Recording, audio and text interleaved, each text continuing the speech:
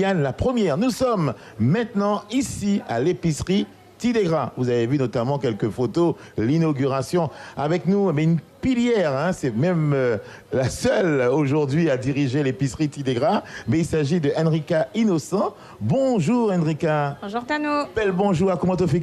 Mon bien, mon bien. Ça va bien? Ça va bien. Alors c'est vrai que ça faisait bien longtemps qu'on n'avait pas parlé de l'épicerie Tidegras. On s'est posé la question, est-ce que l'épicerie existe encore? Est-ce qu'elle fonctionne encore? Alors donnez-nous les nouvelles.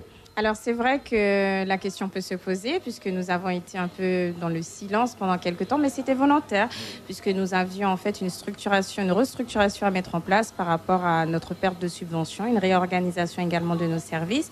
Et maintenant nous sommes prêts, accompagnés en fait de l'État et de la collectivité territoriale. Donc nous redémarrons sur une nouvelle organisation et une répartition de nos services. Rappelez-nous un petit peu comment et quand est née l'épicerie Tidegras. Alors, l'épicerie Tidegras est née en fait le 27 juillet 2007. Donc, en fait, ça remonte. Et c'était une volonté de la part de plusieurs personnes de pouvoir en fait créer cette activité sur le département. Donc, j'ai cherché au départ des collaborateurs, des personnes intéressées par ce projet.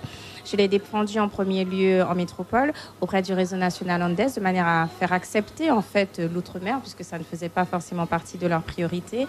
Après cela, faire des recherches en fait en Guyane pour savoir si les fournisseurs pour pouvoir créer, parce qu'il fallait tout créer pour nous ici, donc créer en fait le réseau d'approvisionnement, une équipe aussi de personnes intéressées, bénévoles également pour tout démarrer. Alors c'est vrai que l'épicerie Tidegras, c'est une épicerie solidaire où les gens peuvent venir acheter effectivement de quoi manger à un prix, alors dérisoire, c'est pas le bon mot, mais à un prix plus intéressant. Oui, c'est vrai que dérisoire, ça fait un peu... Voilà. Donc, on va dire que c'est un tarif préférentiel puisque les personnes, en fait, ne payent entre 20 ou 30% en fait, de la valeur usuelle du produit. Mais tout dépend, en fait, de leur situation. Pour des personnes qui perçoivent le minima social, comme le plus connu, c'est le RSA, ces personnes, en fait, paieront 20% du produit. Et pour les personnes qui travaillent, puisqu'il faut savoir que les lois, en fait, évoluent et que l'épicerie sociale est ouverte également aux personnes qui travaillent, mais dont les revenus ne doivent pas dépasser le SMIC, ces personnes apporteront une participation de 30%. Le reste est pris en charge en fait par notre réseau national et également par les actions de récolte de fonds que l'ADES en fait peut mettre en place. Voilà, et apparemment vous travaillez dans une bonne ambiance parce qu'on entend de la musique de carnaval, vous me direz. D'ailleurs, la déco nous permet de dire que vous êtes dans cette ambiance, dans cet état d'esprit de carnaval où les gens effectivement s'amusent parce que on peut avoir des soucis de revenus mais avoir quand même la joie de vivre. Alors, on découvre un peu à nouveau l'épicerie Tidegras qui est constituée effectivement d'un personnel qui vous accompagne. Combien de personnes travaillent ici, Enrika? Alors, c'est vrai que ça a beaucoup changé puisqu'à l'époque, en fait, nous sommes toujours une entreprise d'insertion. Nous étions en fait 12 salariés. Aujourd'hui, pour des questions budgétaires et pour permettre à la structure de continuer à fonctionner correctement, nous avons abaissé notre personnel à 5 personnes. Donc, c'est vrai que nous avons beaucoup plus de travail en fait étant à 5, mais en fait, on arrive à s'en sortir. Donc ici, en fait, vous avez les personnes responsables. Donc, Madame Wang qui s'occupe, elle, de tout ce qui est accueil et passage de commandes, qui réceptionne également en fait les clients. Monsieur Matoura, en fait, le responsable du service social qui à la base donc fait la constitution des dossiers et pendant les actions en fait s'occupe de piloter en fait le personnel en poste pour les différentes actions. Madame Jonaïs qui est la gestionnaire comptable. Très bien, alors Monsieur Matoura qui effectivement commence déjà l'accueil des clients. En fait, ils viennent à 16h.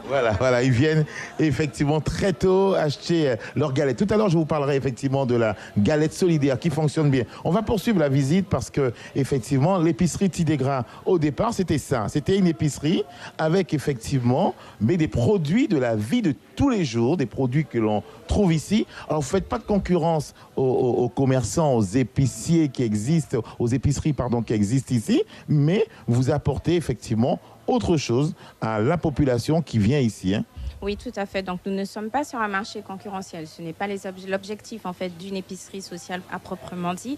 Nous devons, en fait, accompagner et proposer un service d'aide alimentaire à des personnes qui rencontrent, en fait, des difficultés financières à un instant T. Donc, c'est pas quelque chose qui doit durer dans le temps. Nous avons une durée d'accompagnement maximum, en fait, de 6 mois. Donc, une personne qui vient parce qu'elle a un souci pour payer son loyer aura accès à l'épicerie sociale. Donc, elle pourra, en fait, faire ses achats à moindre coût. Donc, elle aura le fameux taux de participation dont on a parlé et le reste, en fait, sera pris en charge par nous. Par contre, Monsieur Matoura, ici présent, lui s'occupe également de l'accompagnement social de la personne, c'est-à-dire justement sur le projet pour lequel elle a été orientée.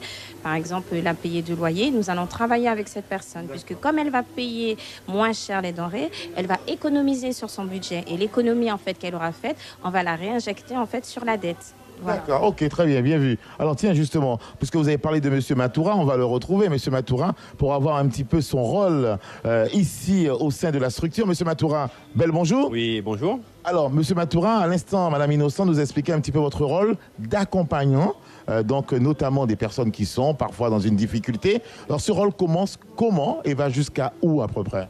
À mon niveau, je reçois effectivement les personnes qui sont justement en situation de précarité. On prépare un dossier constitué de pièces. Et une fois que le dossier a toutes ces pièces, le dossier passe en commission. Et ensuite, cette personne-là, une fois que le dossier passe en commission, est admise ou pas à l'épicerie.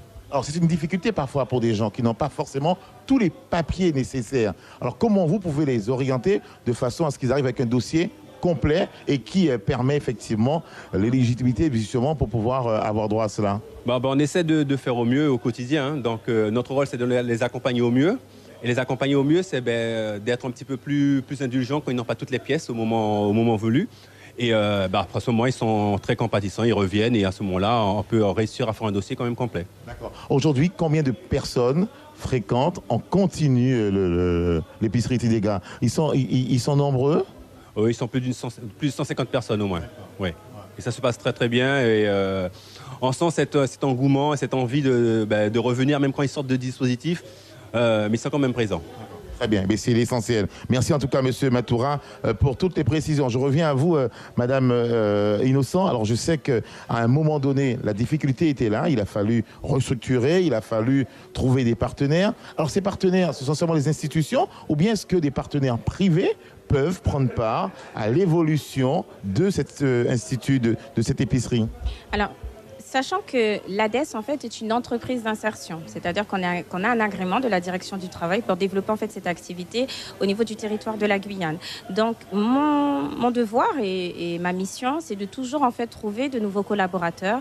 Il n'y a pas que les institutions, en fait, qui financent la structure. Nous avons également, en fait, des entreprises privées, comme l'entreprise, en fait, Célite ou l'entreprise FAIC, en fait, qui nous a accompagnés et qui nous accompagne, en fait, chaque année pour la vente des galettes solidaires. Donc, en fonction des actions, je rajoute de nouveaux partenaires. Justement, je profite pendant que vous êtes là pour vous savoir que l'épicerie sociale et le réseau ADES ont signé avec Carrefour Matouré et Carrefour Market et que depuis 3 semaines à peu près, nous faisons en fait les collectes pour l'épicerie sociale auprès en fait de ces entreprises. Voilà, donc on a aussi des produits en fait de Carrefour qui viennent compléter en fait notre base de produits. Donc c'est vrai que ça nous permet également de faire des économies puisqu'en fait il y a un investissement moins important. Donc c'était aussi l'objectif que nous avions pris en fait avec le président de la collectivité de renforcer en fait nos partenariats en fait sur le département pour pouvoir asseoir la structure et permettre qu'elle continue. Et de l'autre côté également développer en fait une activité économique beaucoup plus pérenne qui permettrait également de faire rentrer en fait des fonds complémentaires. Et à ce titre, à partir de la semaine prochaine, les Schwitzy seront en vente dans les centres commerciaux Carrefour Matouré et Carrefour Market. Eh bien, c'est très, très, très bien. Alors, tout à l'heure, on va continuer à parler notamment de la fameuse galette solidaire. Ça fait quelques années que ça existe et ça fonctionne. On va aller voir un petit peu la confection de la galette et puis un petit peu le parcours. Hein. Quand les gens arrivent ici, il faut passer commande et en arrivant, effectivement, il y a l'accueil. C'est une vraie épicerie. Hein. Tout à fait, hein, ça fonctionne comme un petit carrefour. Hein.